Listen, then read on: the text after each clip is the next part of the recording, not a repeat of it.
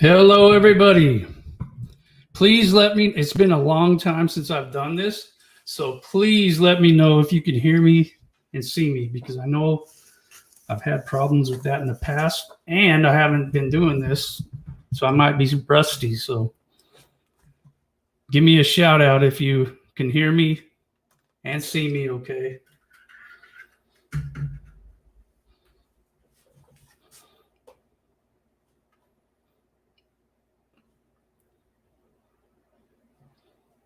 All right. I see some yeses, so I'm going to keep going.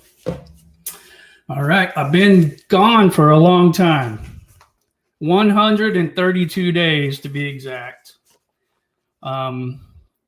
It's been a struggle at times. It's been a welcome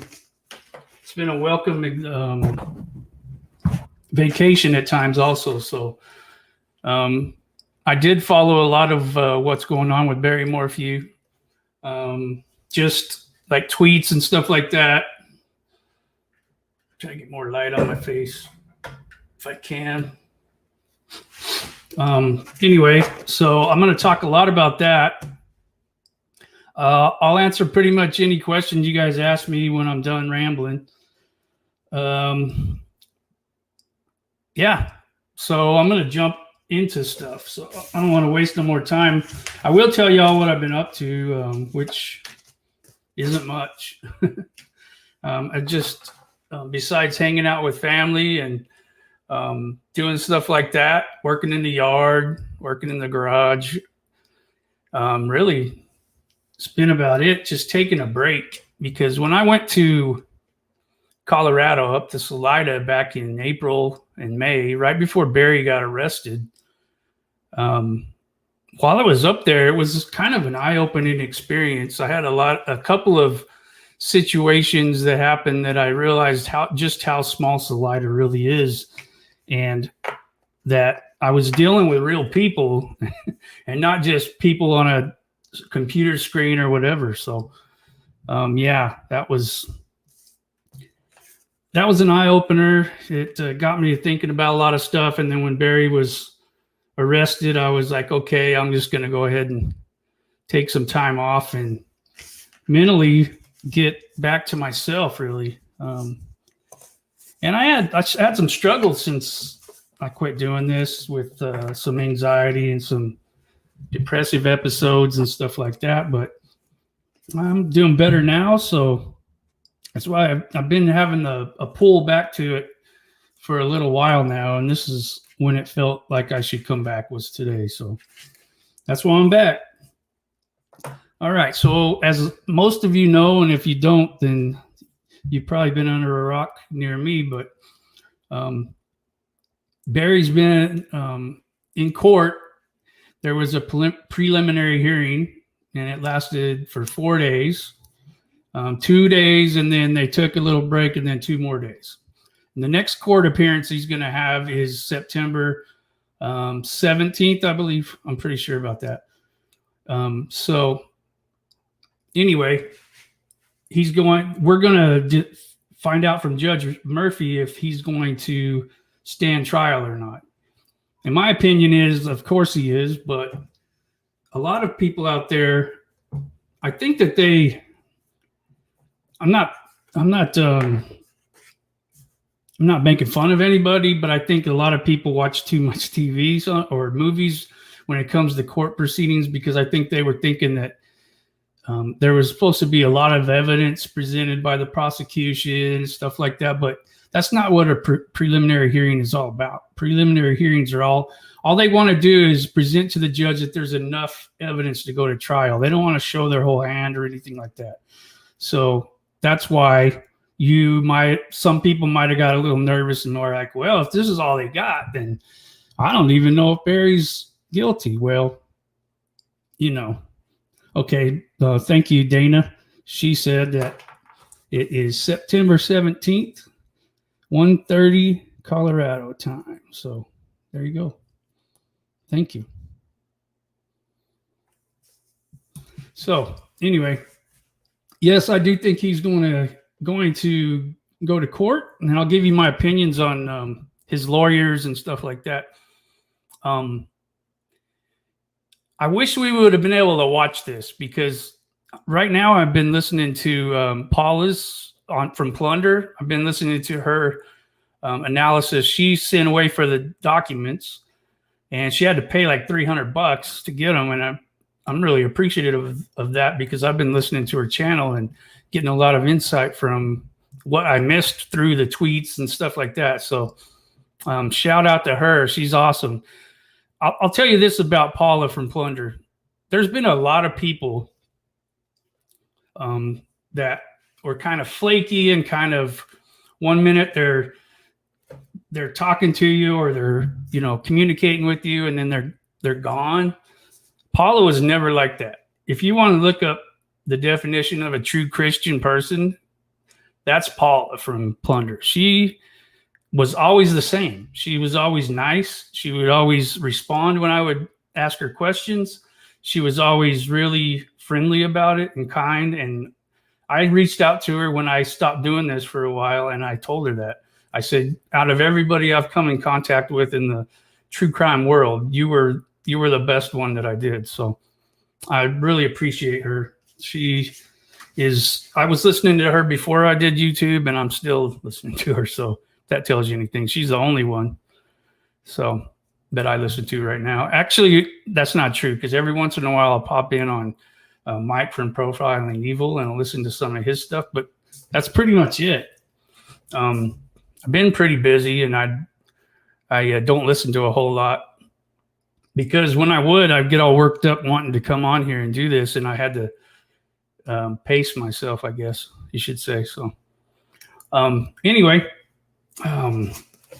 another thing I want to tell y'all, I've started writing a book. And what it's going to be about mostly is my experience on YouTube and some of the behind the scenes stuff that not everybody sees, and the interactions I've had, kind of touching on what I just said about Paula, and then the opposite of that, some of the things that I've dealt with. So yeah. So anyway, I've started doing that. It's really cool. I'm not a writer by any means, but it's really easy to write stuff now, because all you have to do is, can you guys not hear me? Somebody said sound. All right. Well, it might be you, Candily. I don't know. Other people are answering what I said, so cool. Hopefully you get the sound up. So anyway, I'm writing that. I don't have any idea when it'll be done, or if it ever will get seen by anyone. But yeah, I'm doing it. So just in my spare time, I'll type out a few things or say a few things into an app, and it'll type them out for me or whatever. So, all right. So here's a list of key points I wanted to go over today, and some of the stuff that I've been thinking a lot about. So one thing that I've been thinking a lot about is Barry actually probably did a pretty good job of hiring his lawyers, because when you see what they're doing, you understand that. To me, I understand that they're trying to throw everything they can out to raise some reasonable doubt. There's been a lot of things that came out that people would start going, well, maybe that is something. Like, okay, let me give you an example. Like, there was some DNA found in Suzanne's vehicle, right? And it was tied to like 3 sexual assaults. So obviously that could have came from anywhere. If it's a used car, it could have came from there. If one of the daughters drove the car, somebody that rode in the car could have been them. It could have been a repairman from a mechanic shop. It could have been anything. But of course, his lawyers are going to make it seem like, okay, there must have been somebody else there, and they were responsible for Suzanne's disappearance. And then on the other hand, they're over here saying that Suzanne probably ran off, or implying it. I don't know if they just said it, but implying Suzanne just ran off and she was like a gone girl situation, which is ridiculous. And but the thing is about his lawyers, they might do pretty good in a preliminary hearing, but I think when they're faced with all the evidence that we're going to see, I don't think that they're going to do quite as well. And plus, they better get their stuff together when it comes to their discovery, because they keep blaming the prosecution that they don't have everything, which I think it's funny. The prosecution saying, well, we gave you everything. It's not our job to teach you how to open it or whatever. So, yeah, they better get themselves an IT person. Let's say that. Sorry, my mouth's dry. I'm going to be drinking that throughout the show. Okay. So, but I was really surprised, to be honest with you, that it came out that Suzanne had an extramarital affair. I wasn't expecting that. I didn't think that was something from all the stories I heard about her. But I think that what happens in the true crime world, we get this romanticized, or however you want to say it, view of someone that they're better than they really are, or they're more angelic or whatever than they really are. She's a human, right?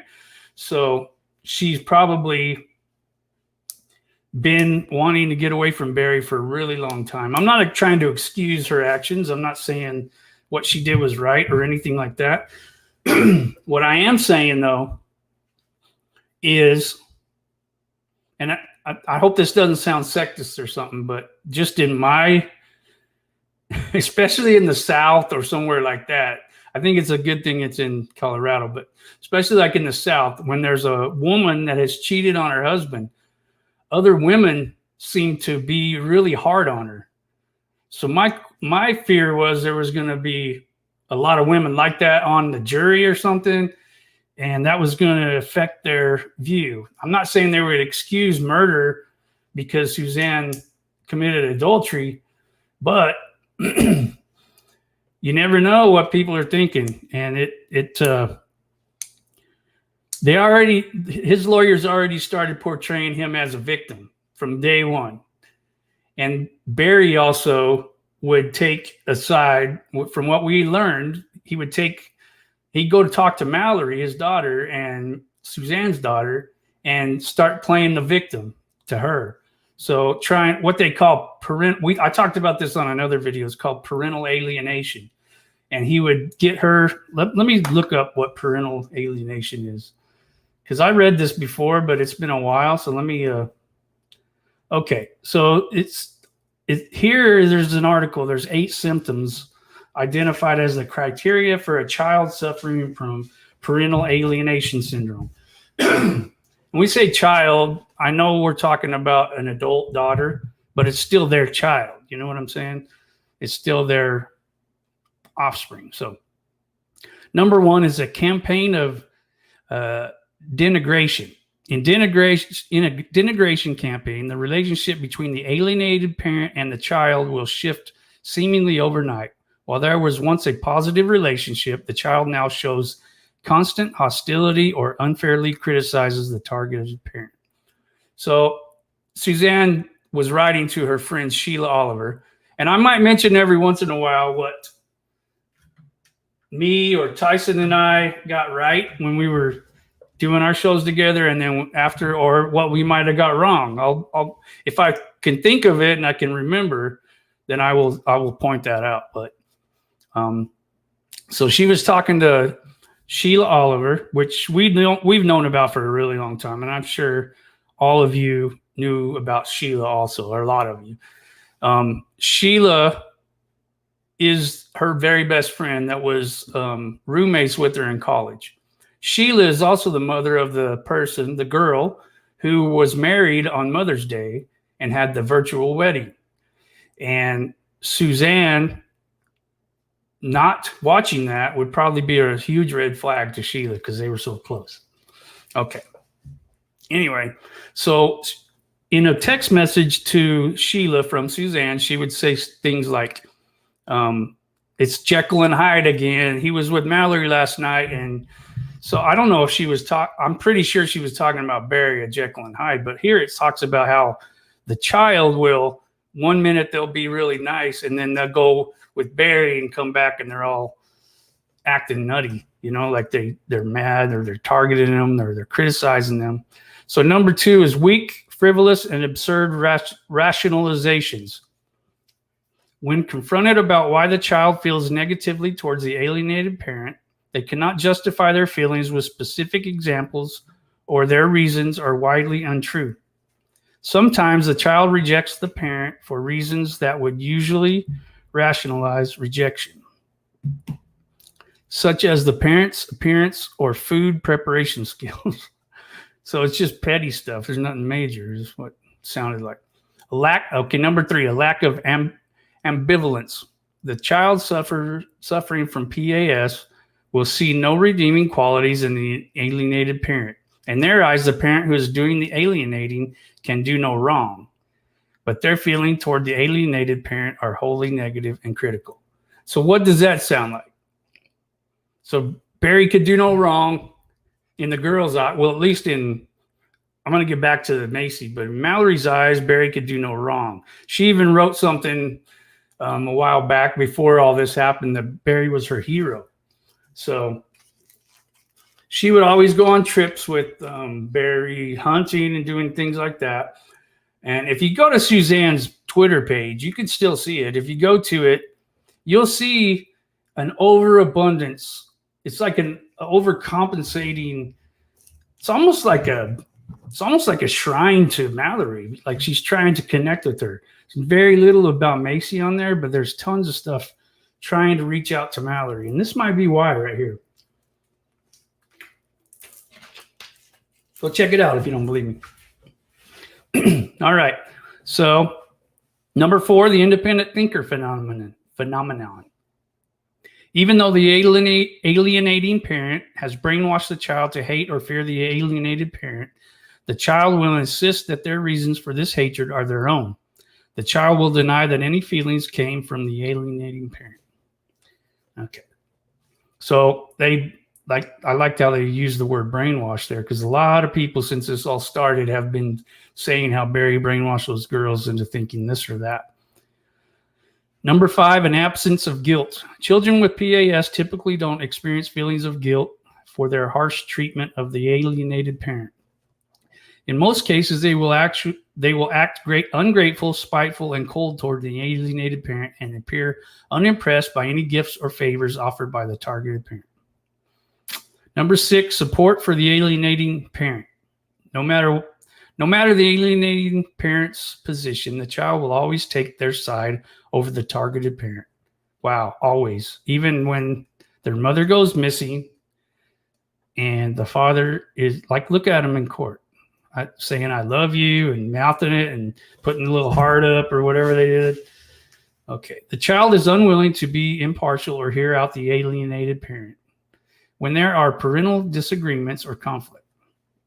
7, borrowed phrases and scenarios. Alienated children will often borrow adult language or ideas from their alienator that they do not appear to understand. The child may also make accusations about events that never happened or that they cannot support with evidence.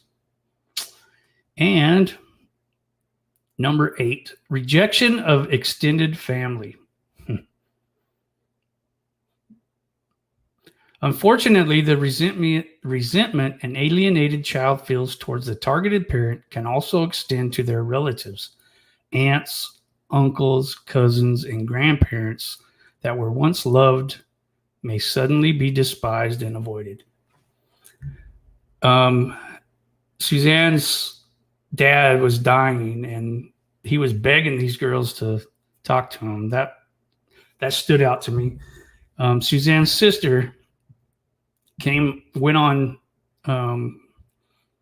went public saying that she would support these girls and she would help them. And as far as I know, they never talked to her.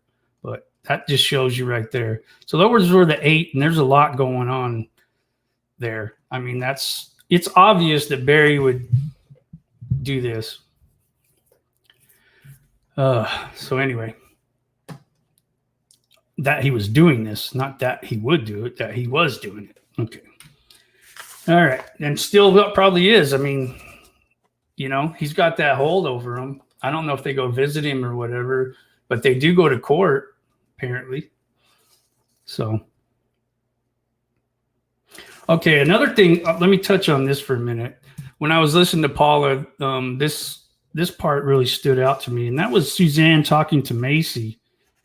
And Macy she said she didn't like doing this. She didn't like talking to Macy about problems with Barry. She didn't want it to be like the situation with Mallory and Barry. She didn't want Macy to have hard feelings towards Barry.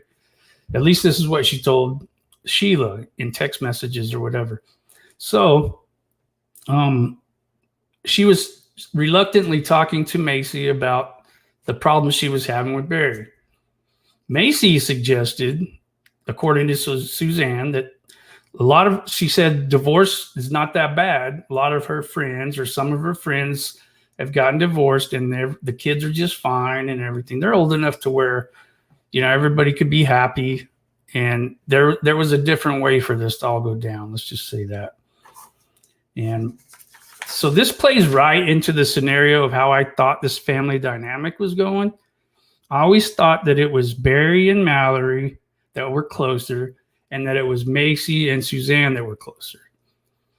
That's how I always, from everything I gathered, that's how I saw it playing out. And it's still, that's the way I see it because of the things we've continued to learn about this. And that one stood out to me because it doesn't ever talk about her talking to Mallory about a divorce. And Barry wasn't having it. She told Macy, if I'm remembering this right, she told Macy that Barry said there's no way, and like said there was biblical reasons for him not wanting a divorce. That's just so weird because like biblical reasons not to get a divorce, but it's okay to murder someone. Makes no sense. Whoa, good thing there's a lid on that. All right. So here's some other notes I had about Barry confiding in Mallory. Some fuzz on there. It says, no doubt Barry made himself out to be the victim, just as his lawyers did at the preliminary hearing. Yep. I think I said something about that, but all right. Somebody said Rusty is back. That's funny because that's my dad's name. I got called that so many times. That's why I laugh when I'm called that now. Okay. Next on the docket, that's what what's his name says, that one guy, Crime Town dude, Scott. Okay. So one of the things that I went through a lot of my old notes. And one of the things I was going to show you guys, this is Scott Banks from Scott's Bicycle Shop. Man, we heard about him a long time ago, and his name came up in this preliminary hearing, and I was like, yes, we were on the right track with that.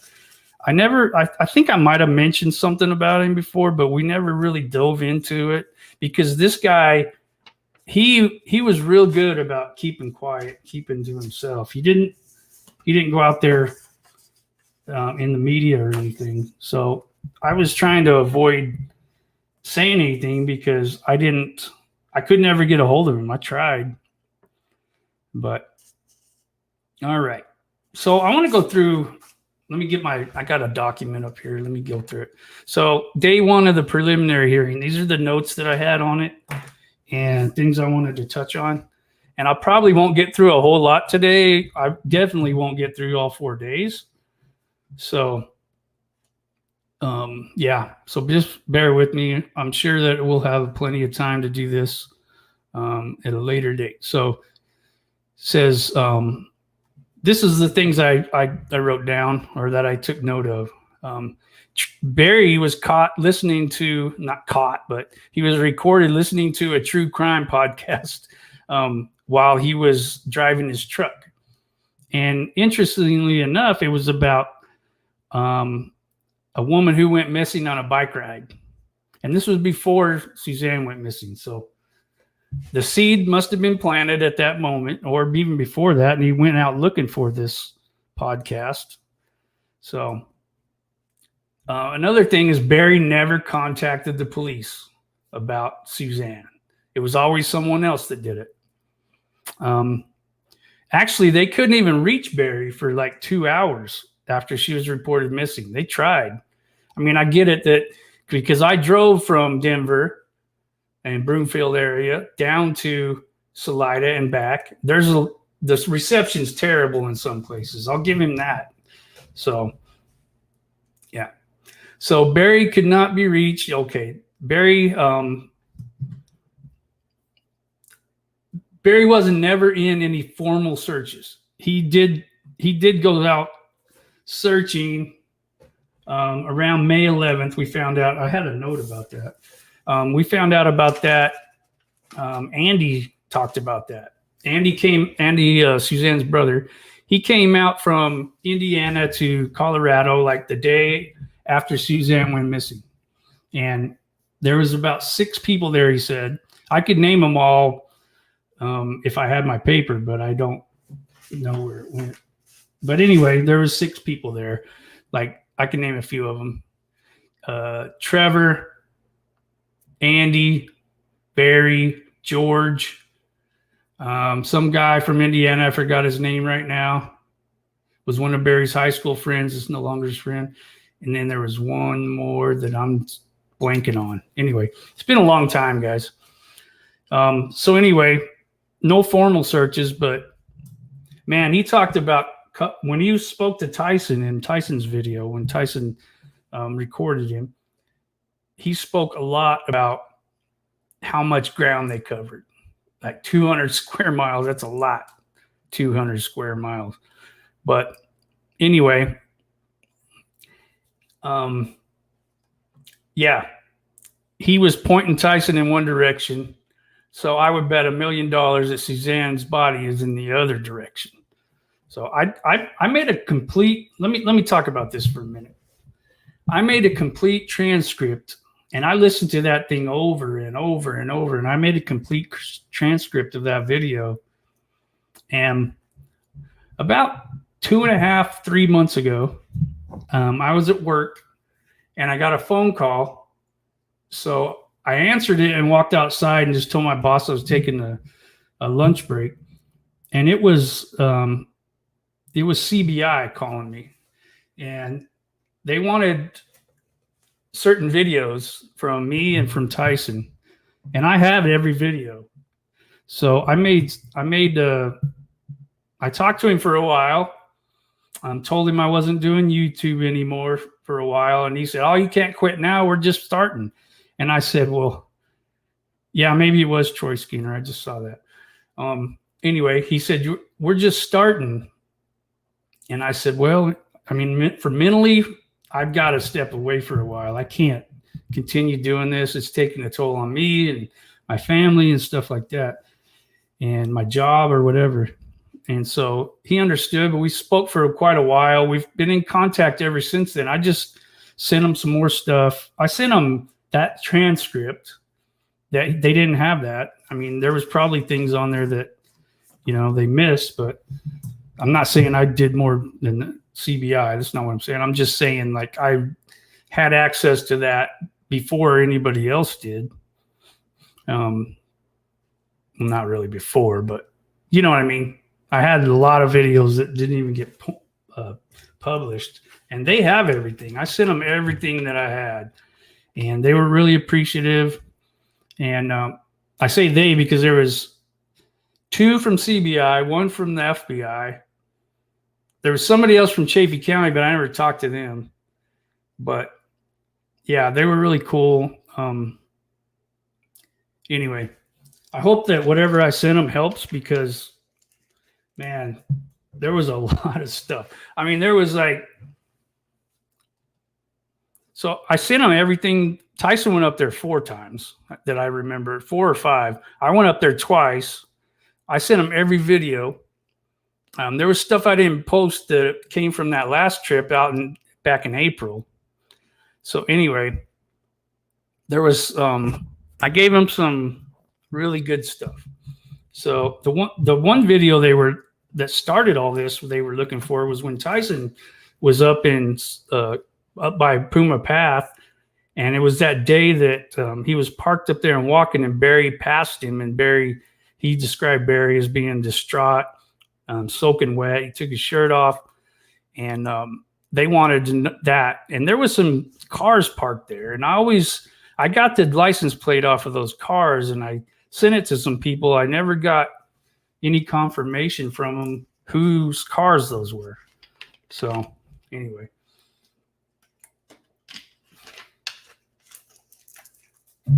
But if y'all remember, I sat outside of, was a surreal moment.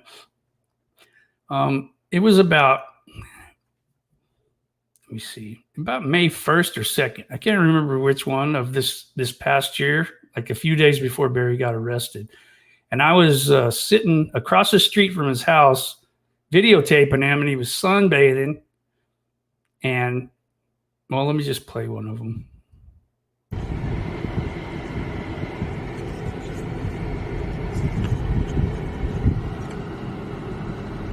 There he is.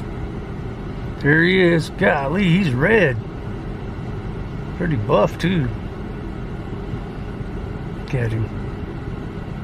Dang. He got toned up. He's on roids or something.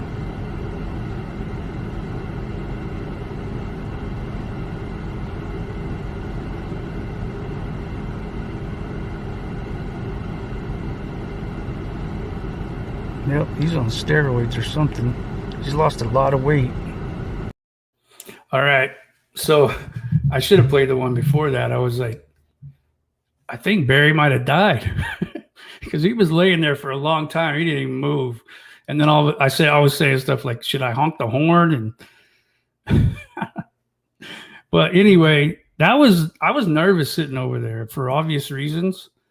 But one thing I didn't show was when I was sitting over there was a old Chevy Silverado truck pulled up. It was brown and white. And I know this is going to sound crazy, but whenever that truck left, I followed it. And I followed it down to this trailer park, and they noticed me, so I got out of there.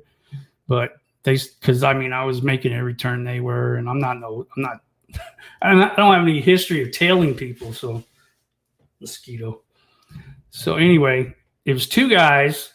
One of them got out of the car, walked over there and talked to Barry. And the first thing, and especially because of my past addiction problems, I thought instantly that they were bringing him some kind of drugs. Plus I thought that because how skinny he is from the time Tyson talked to him, which he had some fat on him, or at least some kind of, he wasn't like that. And anybody who followed the case knows that mugshot that Barry had, he looked totally different from when he did that plea video. His face was sunken in, all that stuff. So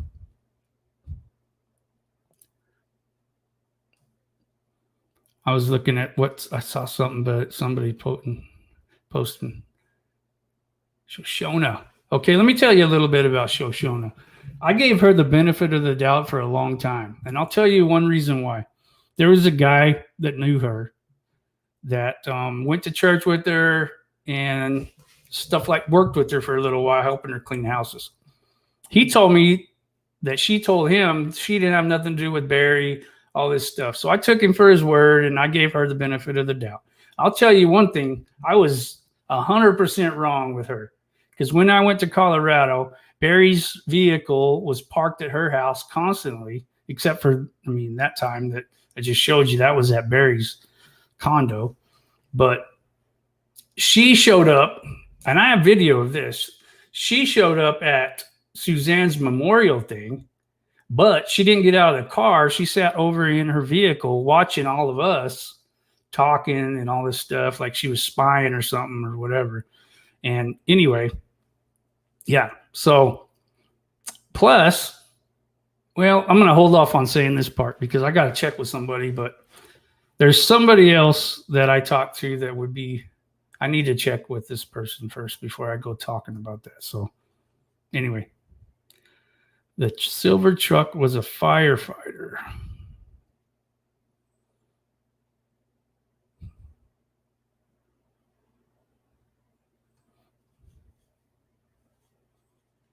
All right.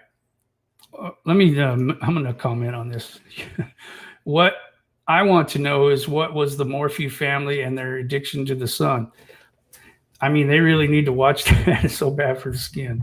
Well, Barry ain't going to be getting much sun anymore, so you don't have to worry about that. He'll get like an hour a day or something. But anyway, and that won't even be real sun. That'll be like coming through a fence and stuff. But let me tell you something about that. Moving from Arizona, where you can walk outside and be in the sun all day long and get a tan, coming to the Midwest, South, whatever you want to call Kentucky, because it's kind of right bordering all this stuff.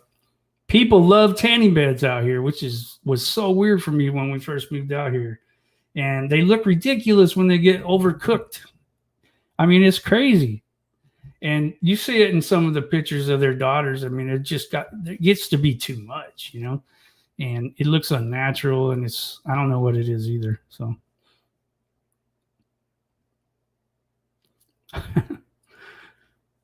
I'm just looking at some of the stuff you guys are writing because I've been jabbering. I haven't looked at them.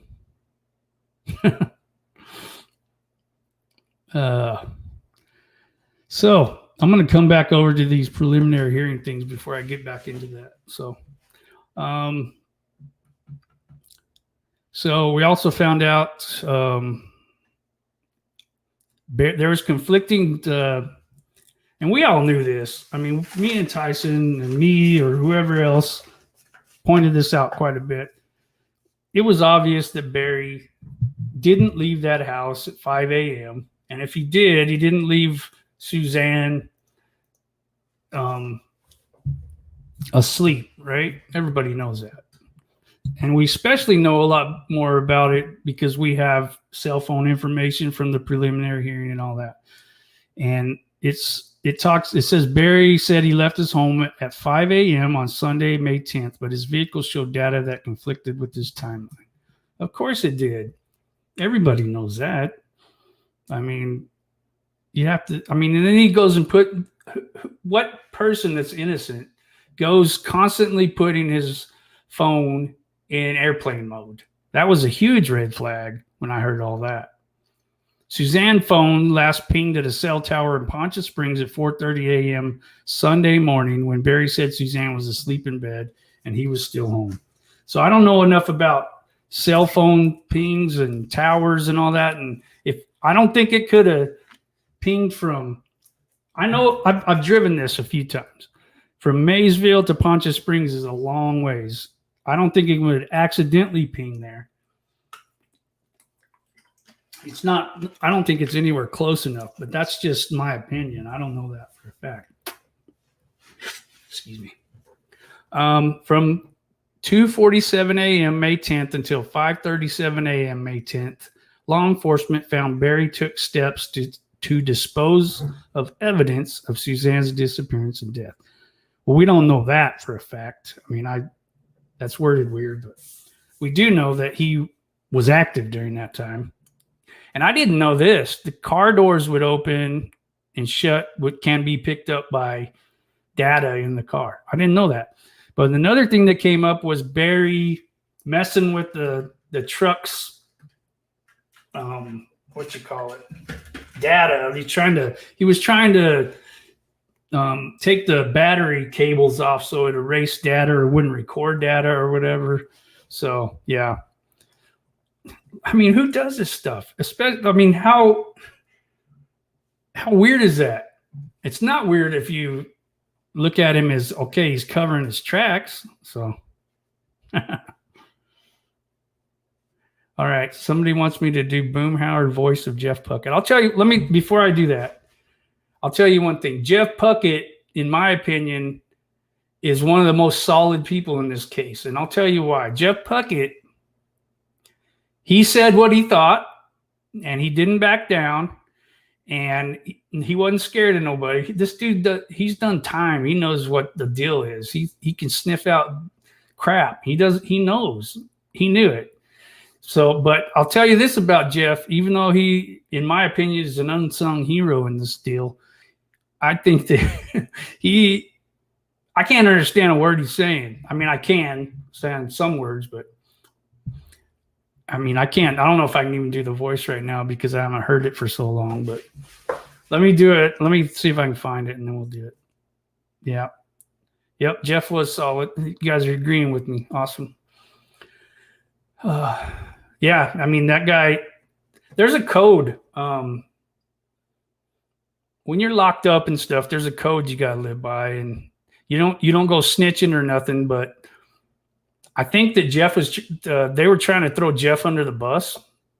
And then when Barry came out and said all that crap about him, about being a meth head and doing time, he was like, screw this, I'm going to say whatever I want to say about him now. He threw me under the bus, so forget that. So yeah, Cajun, that's what it is, huh? Strong Cajun accent. Spot on right there. I was trying to figure that out, what it was. It's Cajun. Well, I don't hear aliens over there, and I'll go over there, and we don't alien didn't get him. That's as good as I can do.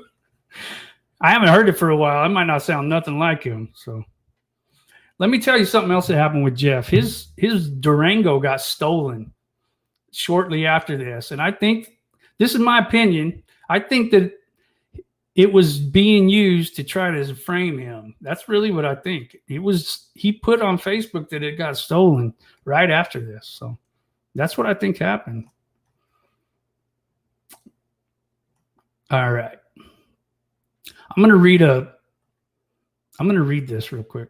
It's from Carol McKinley, and it is a tweet she wrote during the first day of, I think it was the first day of of Barry's preliminary hearing. It says, emotional day in courts for hashtag Suzanne Morphew's daughters.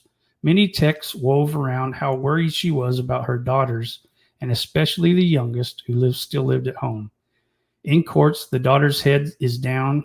Her sister holds her as she sobs. They're giving her Kleenexes. So that's sad, super sad. Let me tell you what I think about this. I think that maybe Macy was thinking about all these times she talked to her mom about the problems she was having, and she was telling her mom that go ahead and get a divorce. It might be the best thing.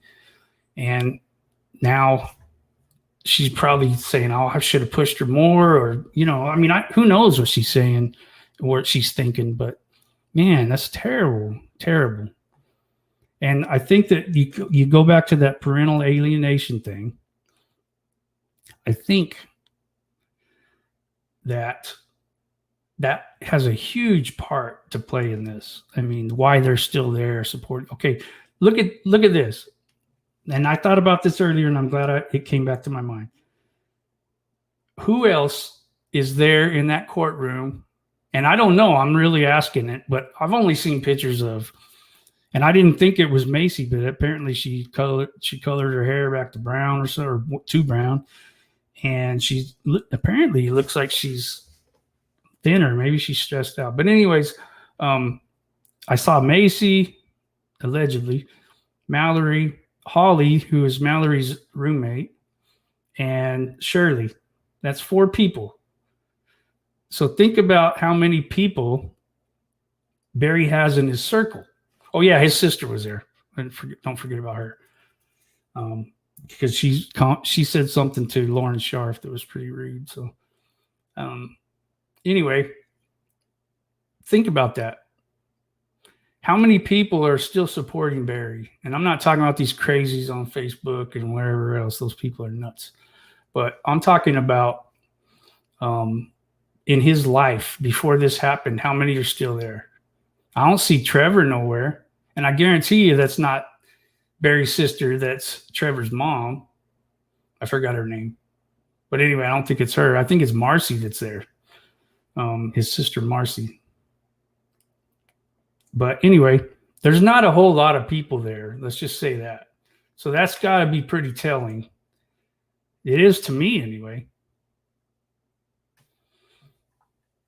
Yeah. Okay. I was going to touch on this and I saw your comment, so I'm going to pull it up. Lena. I hope I said that right, Lena. I heard Paula say that they didn't retrieve the phone. I'm assuming you're talking about Suzanne's phone. And that's why they didn't retrieve the WhatsApp history. The phone is not needed to retrieve the history with the iCloud password. Okay. Yeah, that was one of the things I came across. I was like, did they ever find Suzanne's phone? Apparently, the answer to that is no. And I think it's obvious what happened. Think about where it pinged last and when.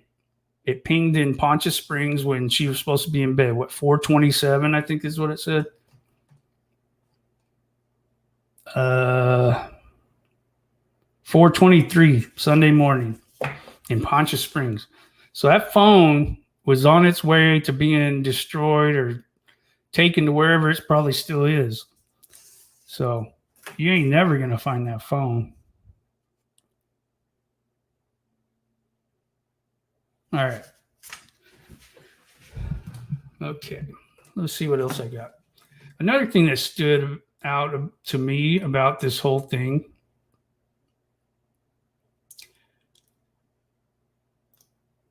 was the Barry's trash runs. Now, God, if you don't know what I'm talking about, let me just give you a brief explanation. On his way to Broomfield, or in Broomfield, Barry allegedly made 5 trash runs. Not allegedly, because they have video on most of them. But what a trash run is he stops at these places and he dumps things in the trash. That's a trash run, apparently. So he stopped at a bus stop in Broomfield, which he didn't have video. The hotel where he checked in at. And I stayed at that hotel the last night I was in Colorado back in May. And I didn't smell any chlorine, but, you know, that's nor here or there. McDonald's, Men's Warehouse, and a Holiday Inn again. So those 2 Holiday Inn, apparently. Well, maybe there were visible cameras. I don't know. I thought there wasn't cameras at this bus stop, but apparently there was. I mean, how else would they know he was there? Says he threw away junk there. Oh, okay, never mind. They must have got cell phone. If I keep reading before I start commenting, that'd be a good thing. It says there was no photos or videos of Barry at that location, which is the bus stop. The second stop was a hotel. I guess it wasn't the hotel. Okay, I'm going to stop talking. I'm going to read.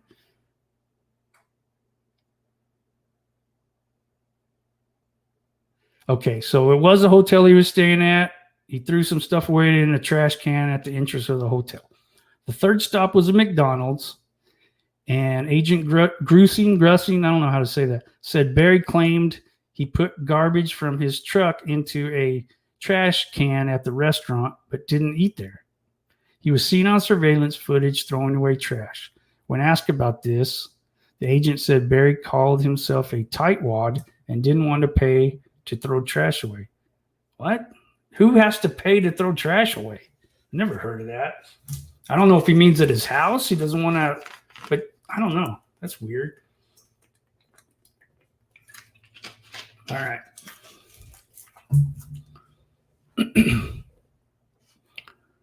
Okay.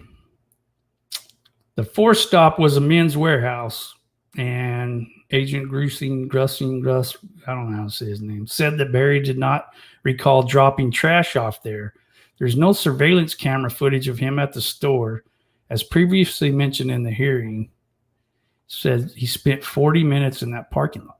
The fifth stop was the Holiday Inn. Surveillance footage captured him walking across the parking lot past several visible cameras and signs about surveillance. Enhanced photos show that he threw out some items, including a plastic tree pot, as shown in court. One of his lawyers asked this agent if the agent's theory is that Barry drove from Salida to Broomfield carrying evidence of a murder, and he said yes. That's pretty blunt. I think so too. I mean, what else would he be dumping in there? I mean, come on. All right. I'll get more into that. Not that part, but more into the preliminary later on. But I'm trying to go through these old notes that I pulled out for some reason.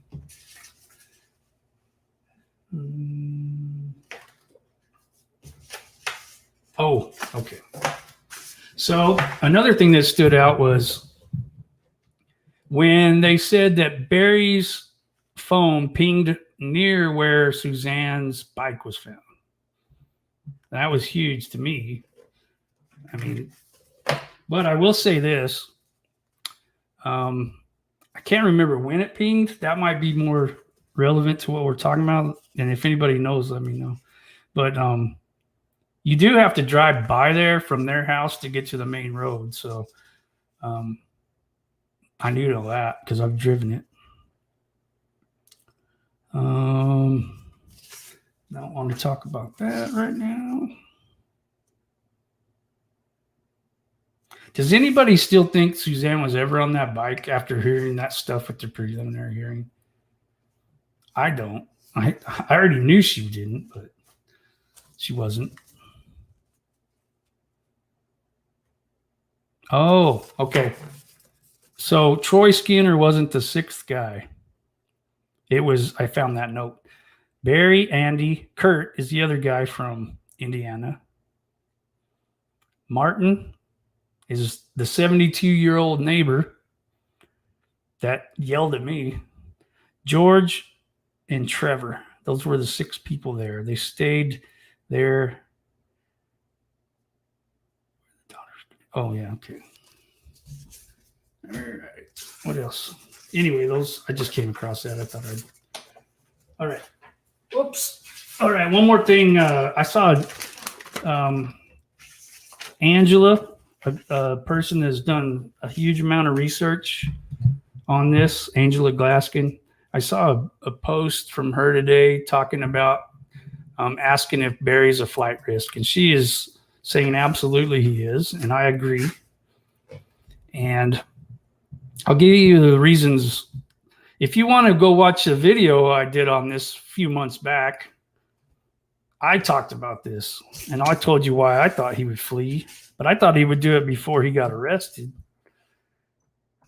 Let me pull it up. It was. I know it doesn't matter, but I'm just curious. So it was my live video from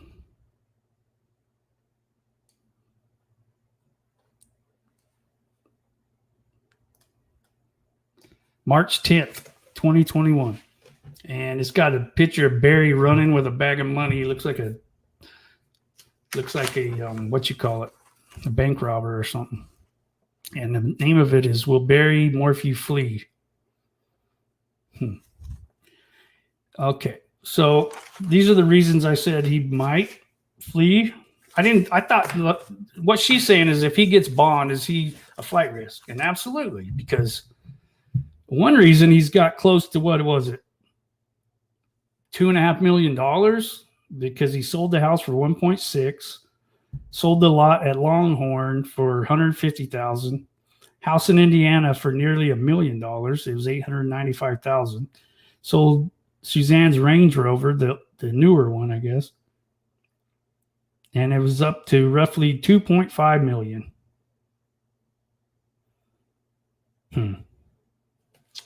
So yeah, he's a flight risk, and I had some other reasons why I thought he's a flight risk. Here they are right here. All right, so I came across, there is You remember Deslin, however you say that name, where Jeff Puckett worked and where Barry got most of his work through. So he was friends with. There's pictures on the internet of him riding bikes with some guy. So Barry knows him, right? Because he gets work through him. Well, this John guy knows another guy. Dang it, what's his name? Oh, Walt Harder.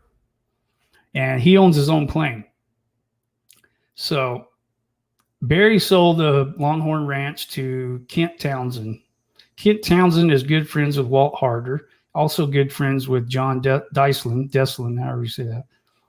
So Walt Harder owns his own plane. So Barry he's like 2 degrees away from being in a plane flying wherever he wants to. So, yeah. Anyway. Yeah, flight risk. And I think what Angela said was Scott, that lawyer guy that's a YouTuber also, that's been in court, said that if he does get bail, a bond, it should be over $1 million. But I think it should even be higher than that because he can come up with $1 million bond. I mean, anyway, that'd be real dumb. And another reason she said is he's threatened to kill himself. I mean, there was testimony that he pushed Suzanne into a closet, put a gun to his own head, and said, "Is this what you want?" I'm not trying to be mean, but I would have been like, "Yeah, dude, that is what I want." So it's messed up.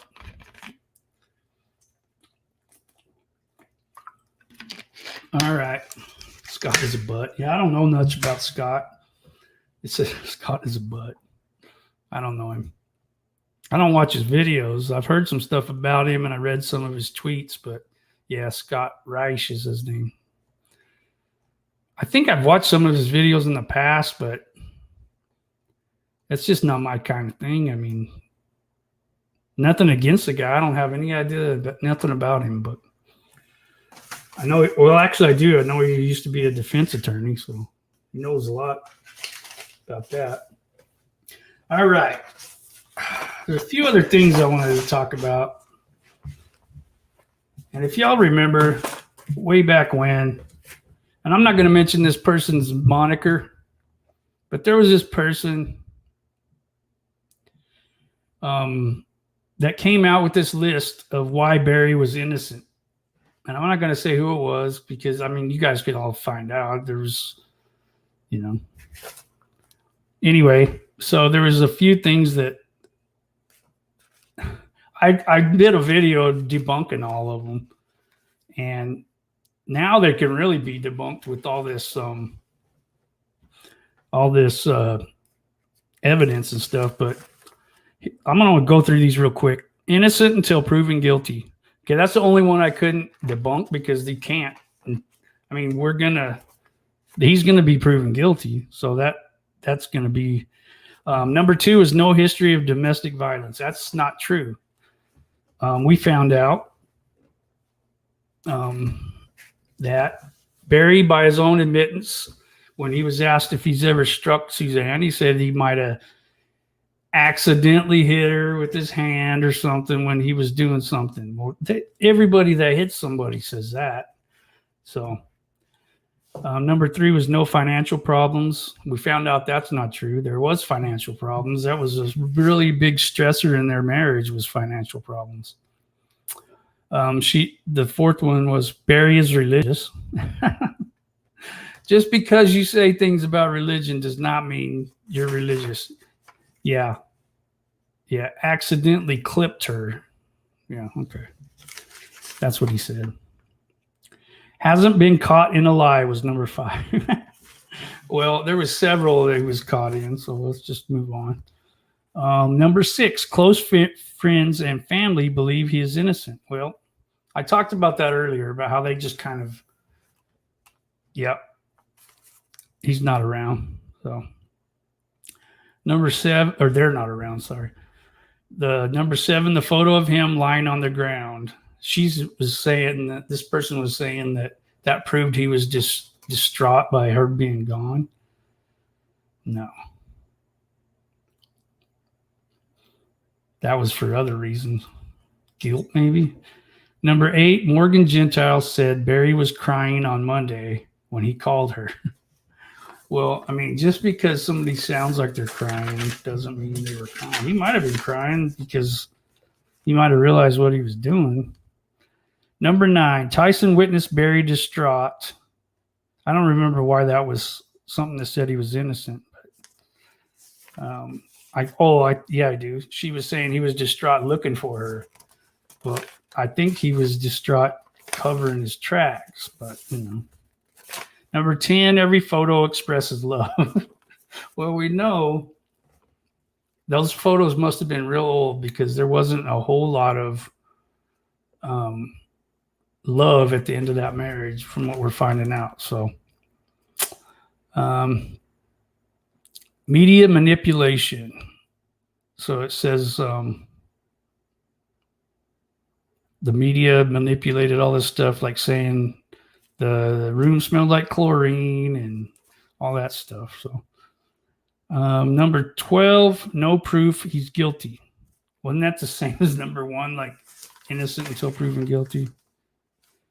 And there's a lot of proof now that we're finding out that he may be guilty, but there's really no proof he's innocent. I'll tell you that. Anyway. Okay, here's another thing that I came across. I know I got a lot of this stuff I came across. But this is a question I had in one of my episodes that I did. It said, when was Suzanne really last seen alive? Or definitely heard on the phone? So, and then another question I asked is, did her best friend Sheila talk to her on the phone? So we do know that Suzanne, on the afternoon of May 9th, the Saturday before she apparently went missing, allegedly went missing, she took a selfie of herself sunbathing. There goes that sunbathing thing again. You know what, Marie? Thank you so much. This means a lot to me. I really appreciate this. And I'm going to stop for a minute and thank you for this. Thank you. I don't know why that made me a little, but thank you for doing that. I appreciate the donation. It's going to really come in handy right now. Appreciate it. But anyway, so I'm not sure. I can't remember exactly if she talked to Sheila that day, but she was texting Jeff, her lover, I guess you could call. And let me say something about this Jeff guy. I don't know this Jeff guy, but I do know that when he found out Suzanne was missing, he didn't go to the police. What he did do was start erasing everything that him and Suzanne had talked about. And I think that's pretty cowardly to do something like that. He should have went straight to the police and told them what happened, and made them aware of things so they wouldn't have to go finding out on their own, and maybe could have accelerated this process a little bit more. So anyway, it's just my opinion. I'm not judging the guy for his actions. That's not my place. I'm just saying, I am saying that he should have done, I would have done things different. Let's just say that. Hopefully I would have if I was in his shoes. But anyway, that was just a frustrating part of listening to when Paula from Plunder was talking about this, and they were testifying of how they found out about him and what he said to them. That just frustrated me. And he had reasons for it. He said he didn't want it to look bad on Suzanne or whatever, but I'm sure it had to do with he didn't want to get caught by his family either. So, he didn't want this truth to come out about his affair. So. All right. I do not have much more to talk about today, so I'm going to answer questions. If you guys want to know anything, you can ask me about true crime. You can ask me about what I've been up to. You can ask me, just be specific if you ask me questions. So, anyway.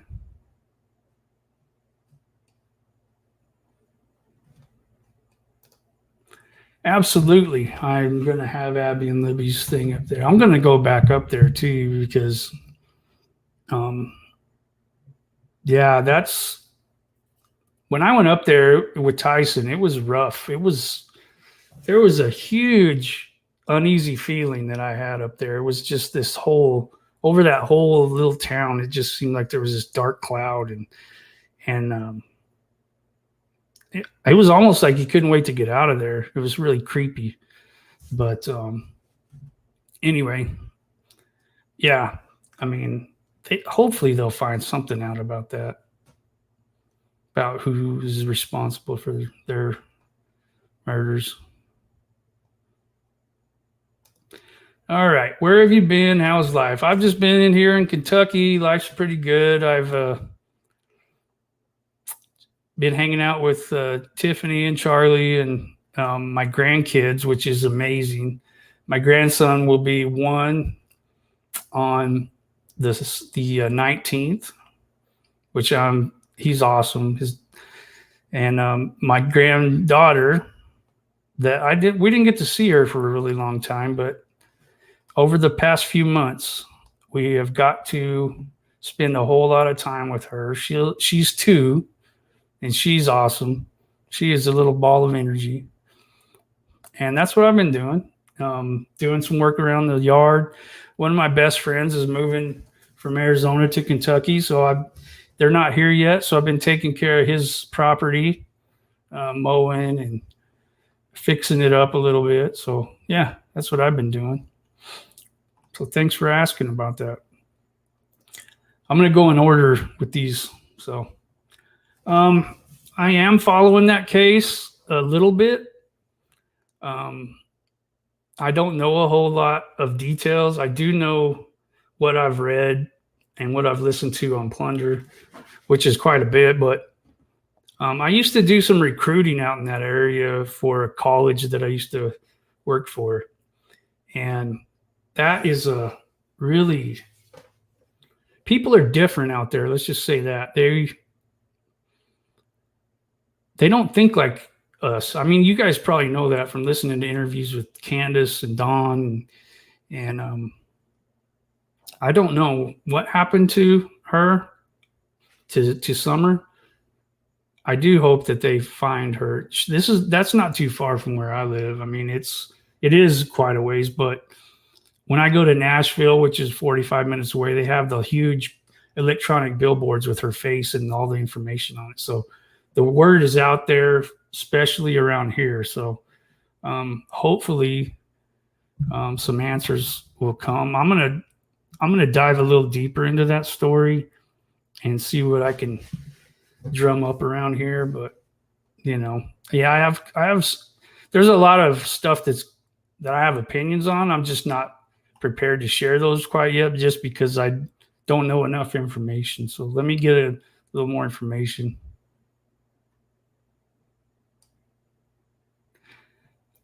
Thank you so much, Debbie. I appreciate that.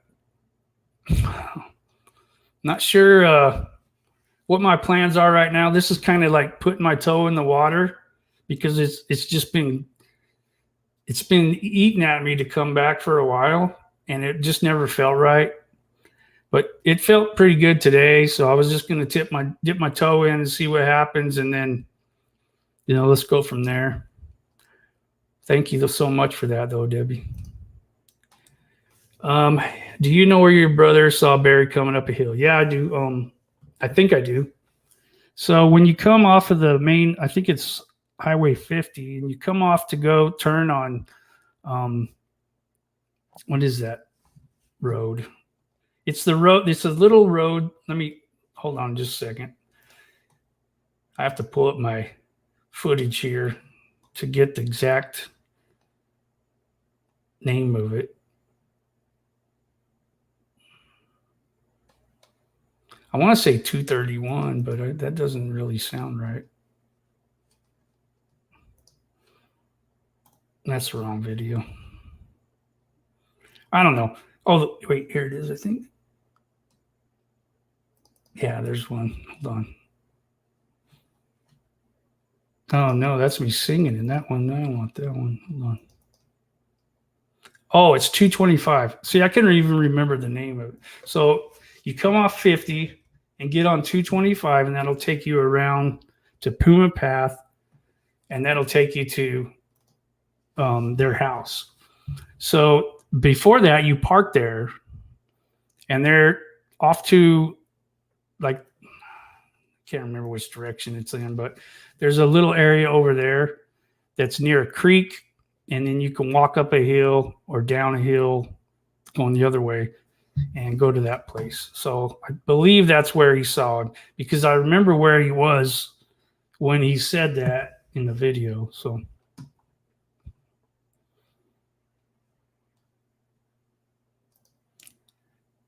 because he did not want to tarnish her name. Imagine how he felt when he heard what happened. You're right, though. Yeah. I mean, I get it, I guess. But, well, Sally, I'm back right now. I mean, I hope what I said a minute ago explains that a little bit, but I'm dipping my toe in. We'll see what happens. Okay. How's your family and my son in the service? My family is really good. My son, Trevin, he got out of boot camp and then went to do some tank training after that in Oklahoma, I think. And now he's doing really good. So, yeah. Hopefully he doesn't have to go to Afghanistan with all that stuff going on over there. Golly. I mean, we're pulling people out, so I don't think he'll have to go. But, yeah, I'll tell you about it. I went out there. Went to Suzanne's memorial thing, met Lauren Scharf, I met AK, talked to them. Then I went and just did some searching. That night when I left there, I went to a convenience store to go to the bathroom, to be honest with you. And then I came out, and Barry and Suzanne's daughters, Mallory and Macy, were out there getting gas. And that's one of the times that really made me think, okay, this is real life. This is not just on YouTube. You know what I mean? These are real people. So that kind of weirded me out a little bit. Then the next day is when I saw Barry, maybe 2 days later, but I was there for a few days. I saw Barry doing his thing, went by Shoshona's house several times, talked to some people, got some a lot of inside information. Yeah, it wasn't big. I mean, then I get home, and then a couple of days later, Barry's arrested. So crazy.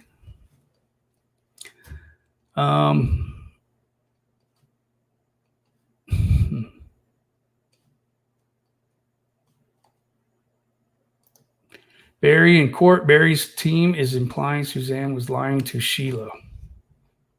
I'm not sure exactly what you're talking about, but yeah, they are saying that she kept things from their best friends. I heard that part where they didn't even know about her affairs and all that stuff. And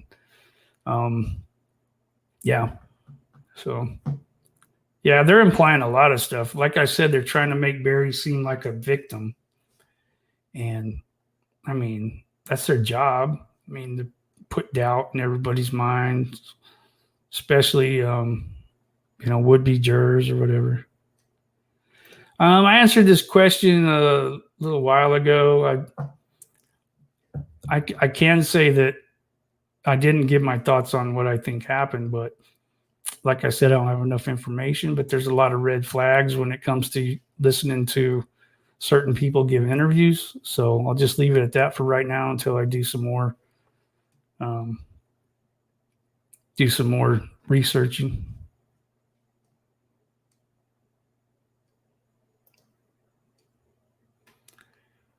Well, I will. Thank you so much, Teresa. I hope I don't know which one you are.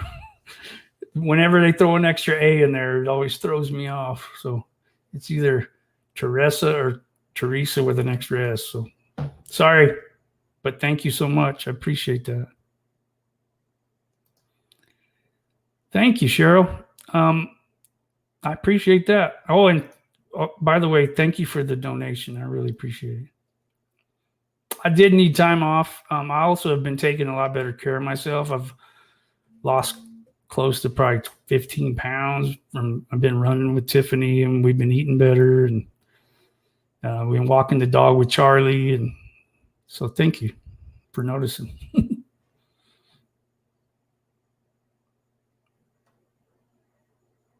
TG. Okay. Can you also look into TGE? I don't know what that is, but if you elaborate on it, I'll look into whatever you're talking about. Thank you so much, Emma.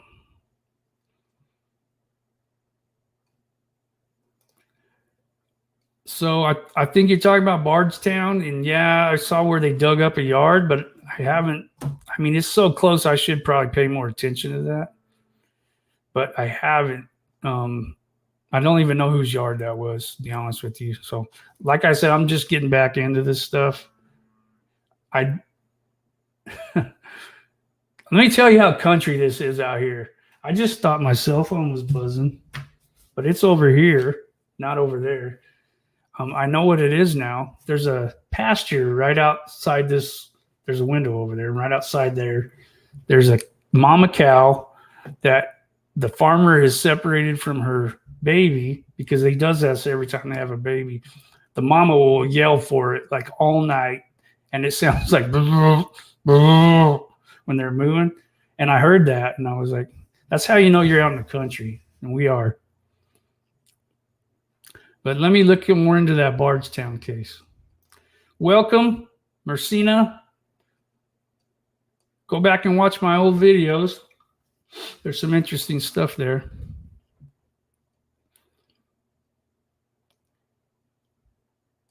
Gabby Petito. Yeah, let me write that down.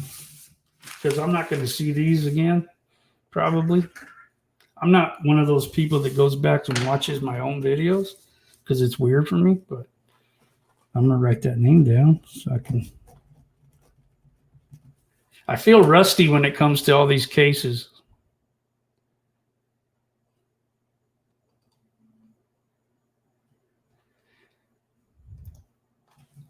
Yeah, I know Kentucky is next door. People think Don may have gone to Kentucky and put her somewhere. Maybe. Well, there's a lot of places in Kentucky.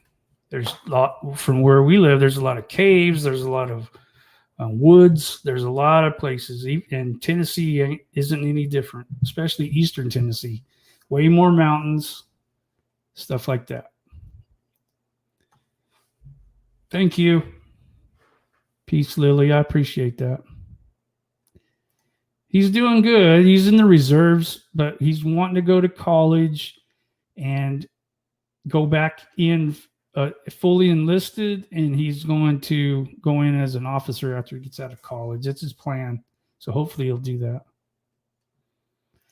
Thank you, Lisa. I appreciate that. A lot of familiar faces here that I'm seeing, and I really haven't seen a lot of you in a really long time, and I appreciate you being here. I know I didn't give you all much notice because I was even up until an hour before I was bouncing around if I even wanted to come on here, and you guys are making me feel really welcome, and I appreciate it. Really do. There he is, my main man, Martin, 225. He's kept trying to tell me, and I was over here looking for it myself. I'm a little behind on the comments here. I will be excited to see you do a show on the Wells case soon, Dusty. I am so happy you are here. I really appreciate that. Thank you, Elise. See it, man. I'm terrible with pronouncing these names. AP, that's what I'll call you.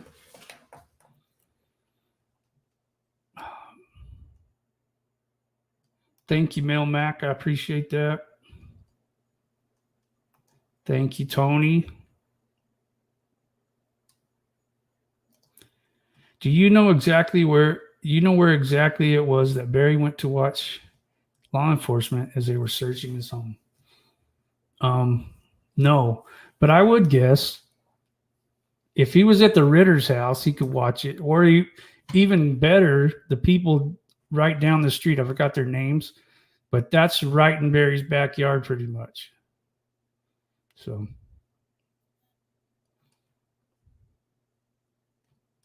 I don't know though. I do know where he is, according to somebody I talked to last time I was there. I do know where he was when they were searching the Longhorn place. He was apparently parked in a cemetery. So that's weird, huh? Well, thank you for thinking that. Are you not sure you missed me? I'm just joking. Thank you.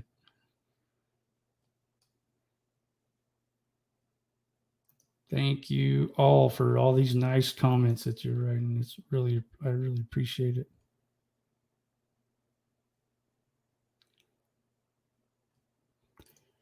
Absolutely, I did.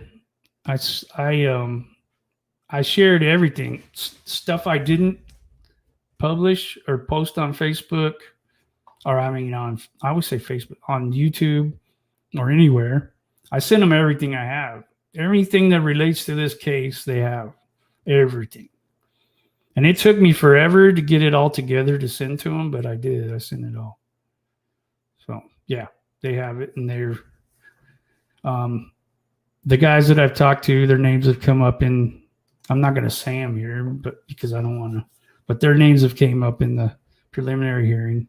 They were witnesses, both of them. So nice hearing from you again, Dusty. Stay well, and hello to the family. Have a good night, everyone. That's really nice. Thank you.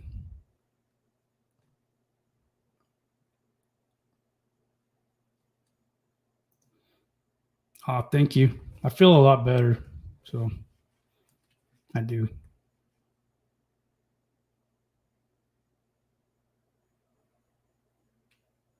Teresa, not Teresa. All right. I got it right. I got one right. I appreciate all you guys saying that. Thank you very much.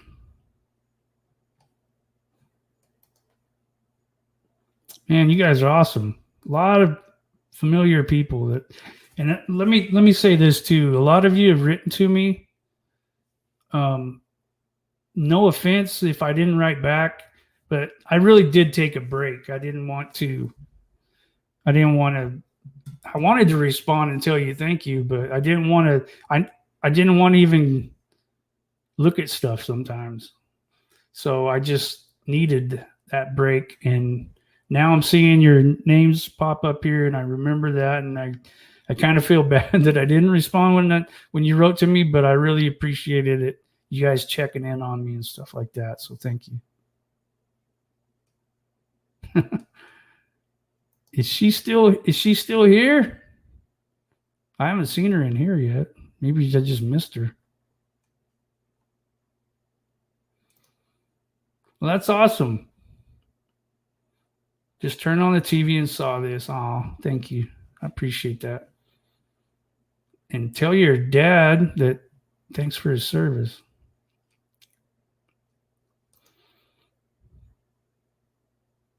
All right, Martin, you're awesome, dude. Yeah, I know I already answered this, but yeah, I'm just hitting them all. No, I didn't. I moved here, and we moved here in 2012, so we've been here a long time. But no, I was in New Mexico when I was traveling to Colorado, but no, I mean, I used to live in Arizona for a long time. But thank you, Diane. Yeah, we're talking about Bardstown. Thank you, True Crime Nut. Thank you, Strawberry Wine. And want to thank if you guys, I didn't even give these moderators a heads up. And I don't know if you guys are even doing mods because I don't pay that much attention, but thank you if you are. And Strawberry Wine was one of the best ones I had. So you guys are awesome. Always good to see you, Dusty. Oh, sorry. Always good to see you, Dusty. Thank you very much. God bless. Thank you guys so much. I appreciate you.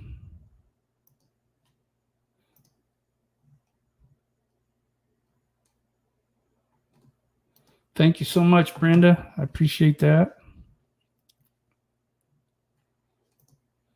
Dusty, you are so nice to hear because your info is so on point and you say it like it is. I know within reason, but you do. Thank you very much. I appreciate that. My 3 rosebuds. I do just say what I mean. I do have some goals. If I'm going to do this again, I'm not going to do the whole, I'm not going to read comments as far as like, I'm not going to any of those groups and Facebook. That's all. I mean, any of that stuff I'm not going to delve into because that stuff is nothing but toxic. I can't stand that stuff. So, do you think Barry will be bound over to go? Yes, absolutely, I do. And if he isn't, then something went terribly wrong. Glad you're back, Dusty. Would you cover the MP cases of 5-year-old Michael Vaughn? Let me write that down.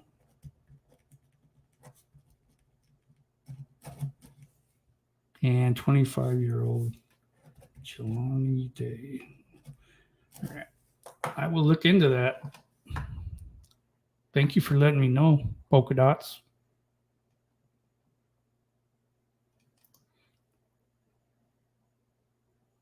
Oh, thank you.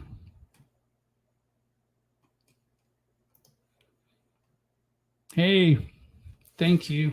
I see a cactus. That's awesome. Thank you. Oh, wow, Dusty, it's you. We love you from Tess. Oh, Tessa. Tessie. Sorry. Thank you, Tessie. Appreciate that.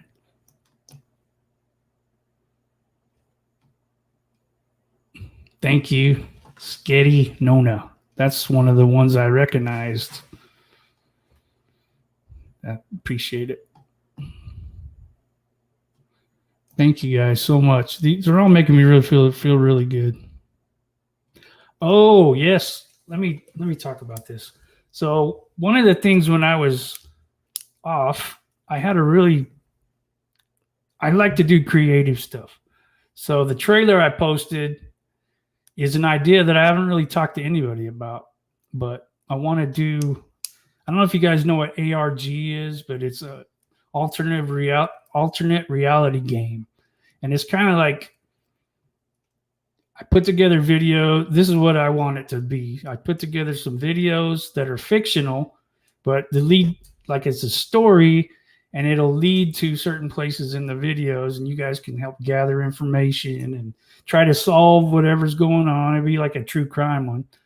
So that was one of my ideas that I had, and that was the first thing I did. And I know you noticed there was pictures popping up like subliminal message type things. That's part of the story, and it's just a creative thing that I wanted to do. It's not real. It's just, but you make them as real as possible so people are interested in them, and that's what I wanted to do. So that's, yeah, you're the first to know. So, oh, I remember Joy Catcher. Thank you. And also remember Gil. Gil was always one of my favorites. Thank you for being on here, Gil. I don't feel bad about it. I really don't.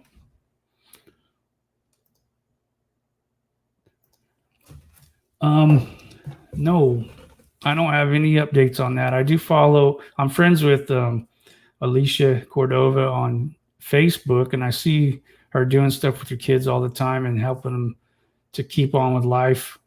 Tyson was more the one that was in contact with that family.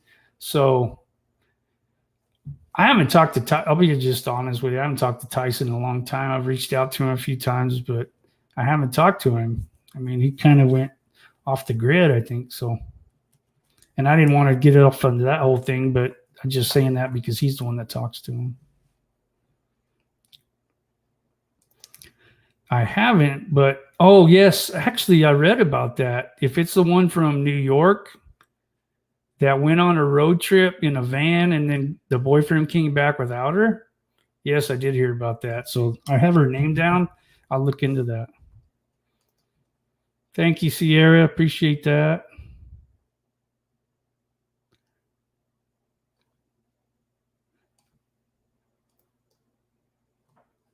Well, that's a good guess.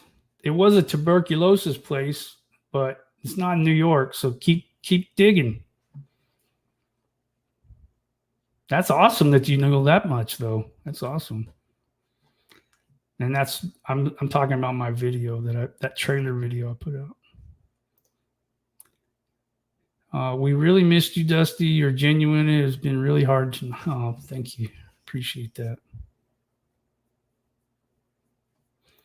Well, when he returned, I think you're talking about that Gabby girl. When your boyfriend returns and he doesn't have his girlfriend, yeah, I would say there's something wrong there. So, whoa, I had no idea about that. That is a crazy coincidence that we didn't talk and we didn't plan that. So I'm glad to know that he's alive. To be honest with you, started wondering there for a while.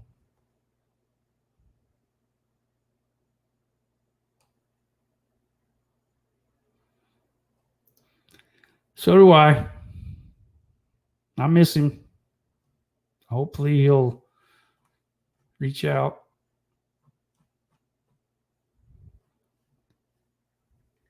All right, guys. It's been 1 hour and 30 minutes, and I'm pretty much, I got to the end of the line, so I'm done with the comments. So I'm just going to say thank you all for being here. It's been a great pleasure to see all of you being so kind and saying you miss me. And I didn't know if anybody even knew I was gone, to be honest with you, except for the people who write every once in a while. But so I appreciate you guys a lot, especially the ones that not more than any, but those who reached out and asked about my family and all that. That meant a lot to me, and asked how I'd been doing, because there was some rough patches in there, But so I appreciate you all, and I'll give you more of a heads up if this is going to be a regular thing. Oh yeah, Thomas and Medina. Yeah, from the Missing. Those guys are cool. I told them if they ever wanted to do a show together, I would be more than happy to do it. And they said anytime, so that maybe I will reach out to them. But thank you guys. Means a lot to me, and I appreciate it. And I'll talk to y'all later. Adios.